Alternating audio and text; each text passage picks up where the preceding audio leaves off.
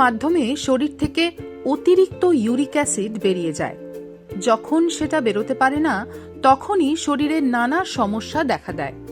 Uric অ্যাসিডের মাত্রা বেড়ে গেলে আগেই ডাল টমেটো খাওয়া বন্ধ করে দেন, সেটা কি ঠিক? ইউরিক অ্যাসিডের ক্ষেত্রে আমাদের মোস্টলি অ্যানিম্যাল প্রোটিনটাকে অবশ্যই কন্ট্রোলে রাখা উচিত। যেরকম মাছের ডিম বা অর্গান মিট, এগুলো। পালং শাকটা আমরা ইউরিক অ্যাসিডে কিছুটা বারণ করি, আর পালসেস অ্যান্ড লেগুমসটাকেও ডায়েট ততদিন ইউরিক অ্যাসিডে কন্ট্রোলে রাখতে বলা হয় যতক্ষণ না লেভেলটা নর্মালে আসছে। আর টমেটোর ক্ষেত্রে তুমি যদি বললে, টমেটোর কোনো দোষ নেই। টমেটোর সিডগুলোকে তুমি যদি সরিয়ে দিতে পারো তাহলে কোনো অসুবিধেই নেই টমেটো ডায়েটের মধ্যে রাখতে।